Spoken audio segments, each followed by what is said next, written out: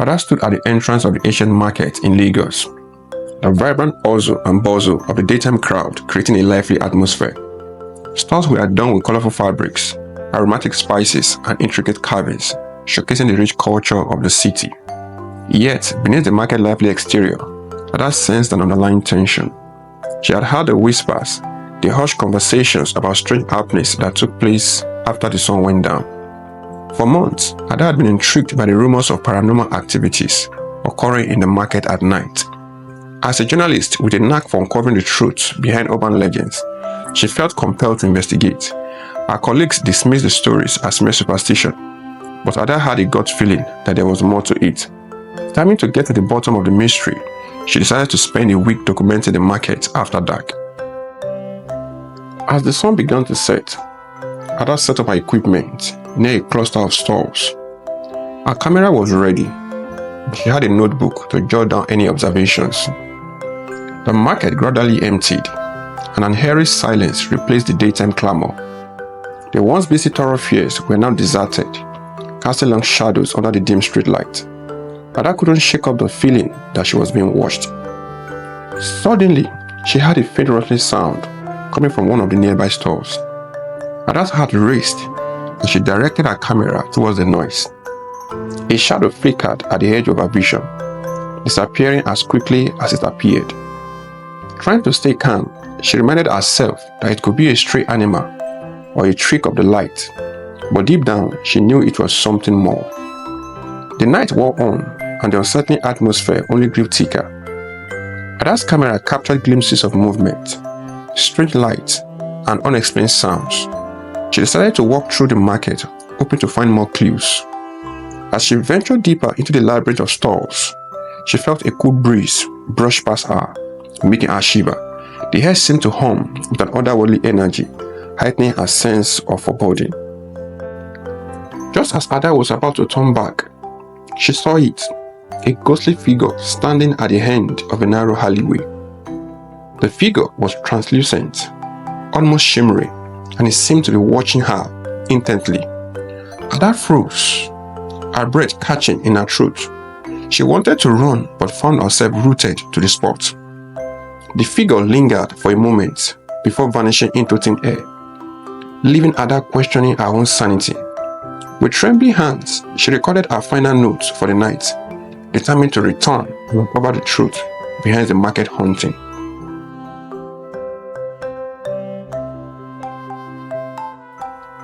Ada's heart was still pounding from her encounter with the ghostly figure as she packed up her equipment and left the market. She could barely sleep, her mind racing with thoughts of what she had witnessed. The next day, she reviewed the footage she had captured. While some clips showed faint shadows and odd movements, nothing was clear enough to be conclusive. Frustrated but undeterred, Ada resolved to return to the market that night. As dusk fell, Ada found herself once again at the entrance of the market. A mix of excitement and apprehension coursing through her veins. This time, she brought additional equipment, a voice recorder, and an EMF meter, hoping to gather more substantial evidence. She set up her camera at the same spot and waited for the market to empty. The night seemed darker and colder than before. Ada wrapped her jacket tightly around herself as she listened to the sounds of the market settling into silence. The rustling sound she had heard the previous night returned, this time louder and closer. She turned on her voice recorder and whispered her observations, trying to remain calm. Suddenly, a loud crash echoed through the market. Ada jumped, her nerves on edge. She cautiously approached the source of the noise. Her flashlight cutting through the darkness, she found a fallen stall, its contents scattered across the ground. There was no sign of what had caused it to collapse. Ada's EMS meter spiked, indicating a strong electromagnetic presence. She couldn't shake the feeling that she was being watched again. As she continued her exploration, Ada felt a sudden chill envelop her. She looked around, seeing nothing but darkness. Then she saw the ghostly figure again, this time closer. It was clearer now, A man dressed in old-fashioned clothing, his face etched with sorrow. He seemed to be trying to communicate, his lips moving silently. Ada took a step forward, but the figure vanished before she could get closer. Breathing heavily, Ada realized she had to gather herself. She set up her camera in a new location and decided to stay put, hoping the figure would reappear. Hours passed, and the market remained eerily quiet. Ada's eyelids grew heavy, and just as she was about to drift off, she heard faint whispers. She strained to listen, catching fragments of words she couldn't quite make out. Her voice recorder captured the whispers, adding to the morning evidence of the market's haunting. As dawn approached, Ada gathered her equipment and left the market, her mind buzzing with questions. Who was the ghostly figure? And what did he want? Determined to find answers, Ada knew she had to dig deeper into the market history and the mysterious merchant who had disappeared decades ago.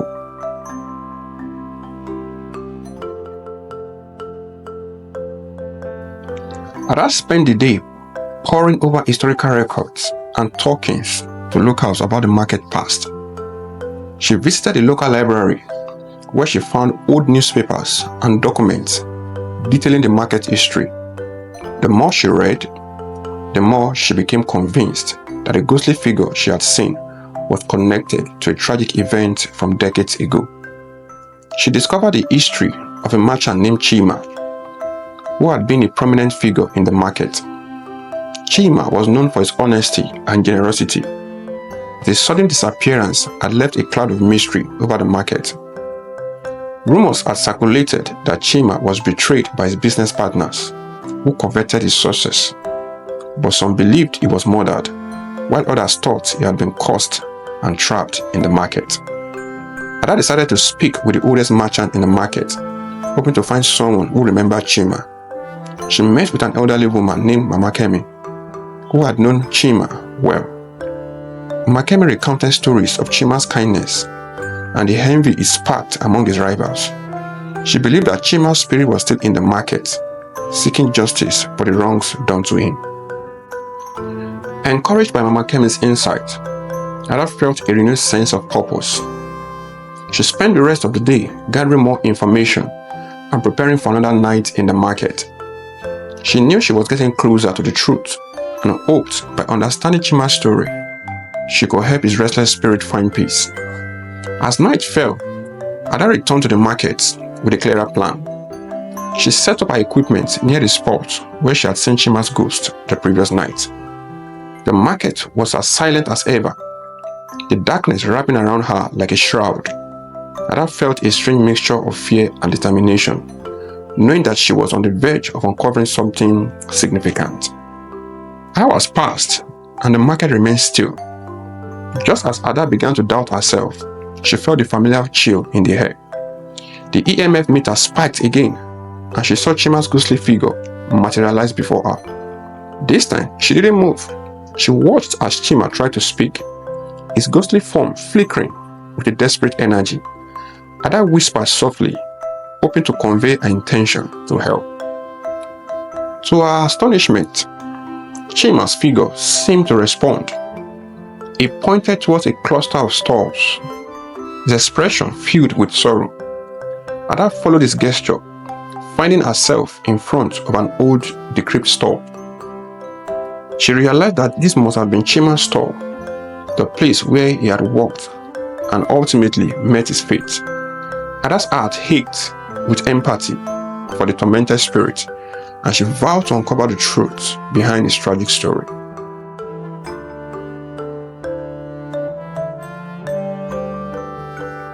With the image of Chima's ghostly figure still vivid in her mind, Ada returned to her small apartment, her thoughts racing. She spent the entire next day gathering more information, speaking with locals and diving deeper into historical records. The more she learned about Chima, the more determined she became to help him find peace. His story was tragic, filled with betrayal and greed, and Ada felt a deep sense of injustice on his behalf. As night approached, Ada prepared herself for another visit to the market. She packed additional batteries for her camera and voice recorder, ensuring she wouldn't miss any crucial moments. Ada arrived at the market just as the last of the merchants were closing up their stores. The market transformation from bustling to deserted was swift and eerie. The once familiar sounds of haggling and laughter were replaced by unnerving silence. Setting up an equipment near Chima's old store, Ada felt a growing sense of anticipation. The air was thick with an electric tension, and the market seemed to be holding its breath. As the minutes ticked by, she recorded her thoughts, describing the oppressive atmosphere and her expectations for the night. Suddenly, a gust of cold wind swept through the market. She saw the ghostly figure of Chima standing just a few feet away. This time, his presence was more defined, his face etched with pain and frustration. Chima's ghostly form seemed more agitated than before. He pointed urgently at the store, his movement frantic.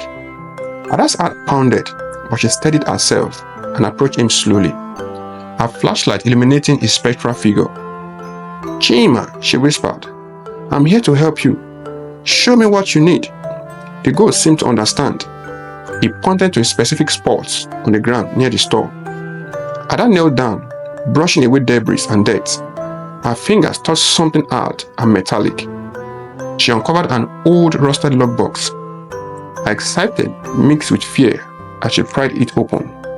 Inside, she found a collection of papers, faded and brittle with age. Among them was a journal, the pages filled with Chima's meticulous handwriting. Ada carefully took the journal back to her setup and began reading by the dim light of a lantern. The journal detailed Chima's life, his dreams for the market, and his growing suspicion of his business partners. He had documented every deceit and betrayal, culminating in a final desperate entry. "They come for me tonight. If these words are found, know that I was betrayed by those I trusted most." As Ada read Chima's final words, a wave of sadness washed over her. She could feel the weight of his suffering and the injustice that had been done to him. She knew that revealing this story to the world could help bring Chima's spirit the peace it sought. Determined, she continued to document every detail, her mind racing with plans for the next article. The night wore on, and Ada remained vigilant. She sensed that Chima's spirit was still nearby, watching her. The market seemed to come alive with whispers and shadows, but she felt no fear now, only a strong resolve to bring justice to Chima's story. As dawn approached, the ghostly figure of Chima appeared one last time. This time, his expression was less tormented, almost peaceful. He nodded at Ada, a silent thank you for her efforts. With renewed determination, Ada packed up her equipment and left the market. She had the evidence she needed to tell Chima's story, and she knew it would captivate her audience. More importantly, she hoped it would bring some measure of justice to a man who had been wronged so long ago.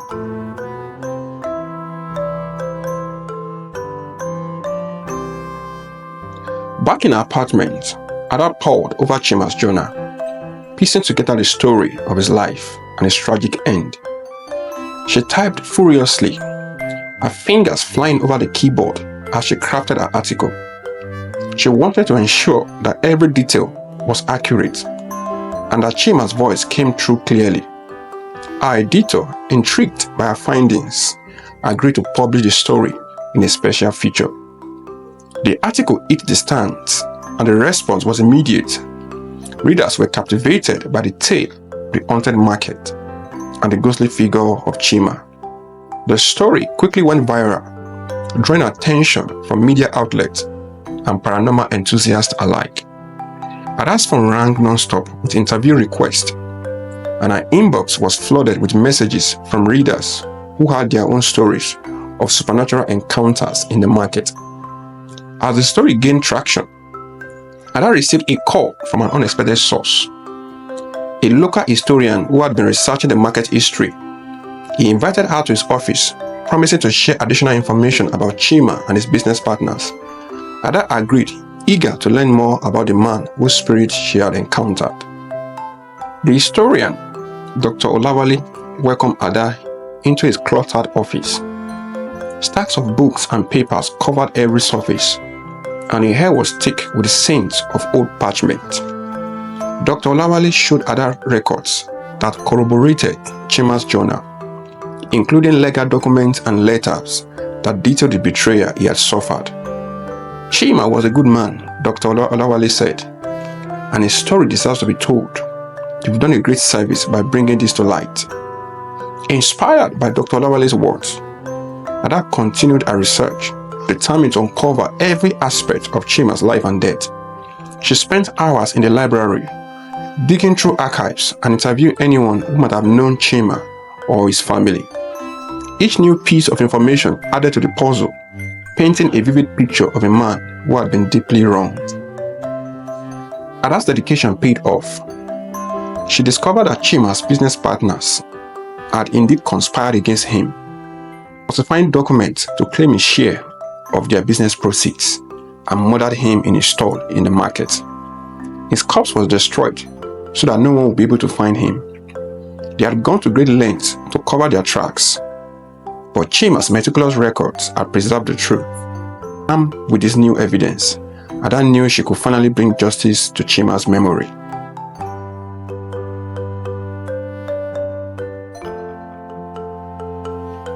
Armed with the newfound information and a sense of purpose, Ada prepared for another night in the market.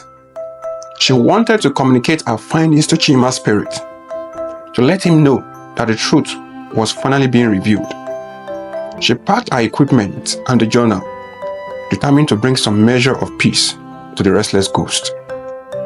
As she set up her camera and voice recorder near Chima's old store, the familiar chill returned. The market was eerily silent, the darkness pressing in around her. Ada spoke softly into the darkness, addressing Chima's spirit. Chima, I've uncovered the truth about your betrayal. Your story is being told, and justice will be served. Suddenly, the temperature dropped sharply, and Ada saw Chima's ghostly figure materialize before her. This time, he seemed less tormented, his expression softer. Ada held up the journal, showing it to him. I've shared your story with the world. People know what happened to you. Chima's ghost moved closer, his form shimmering in the dim light. Ada felt a surge of emotion as she looked into his sorrowful eyes. She reached out, her hand passing through his ethereal form. Rest now, Chima. You are not forgotten. In that moment, the market seemed to come alive with a surge of energy. The whispers grew louder and shadows danced around Ada. She felt a strange sense of peace wash over her, as if the market itself was acknowledging her effort. Chima's ghost gave a final grateful nod before fading away, leaving Ada alone in the darkness. As dawn broke, Ada packed up her equipment, her heart heavy with a mix of sorrow and fulfillment. She had done what she set out to do, but the experience had changed her. She felt a deeper connection to the market and its history, and renewed commitment to uncovering the truth, no matter how frightening or difficult it might be.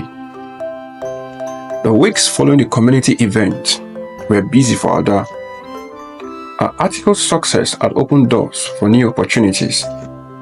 She received invitations from other communities to document their histories and uncover untold stories. Her investigative skills and bravery had earned her a reputation as a journalist who could bring light to the darkest corners. One day, as she was preparing for her next assignment, she received an unexpected visitor. It was a middle-aged woman, her eyes filled with gratitude and tears. You don't know me, but I am Chima's granddaughter, she said, her voice trembling. I read your article, and I finally understand what happened to my grandfather. Thank you for giving him a voice. Ada was deeply moved. She invited the woman in, and they talked for hours. The woman shared stories of her grandfather, painting a picture of a man who had been kind, generous, and deeply loved by his family. We had always wondered what really happened to him, she said. Your work has given us closure. The encounter reinforced Ada's belief in the importance of her work. She realized that her stories were not just about the supernatural, but also about bringing justice and peace to those who had been wronged.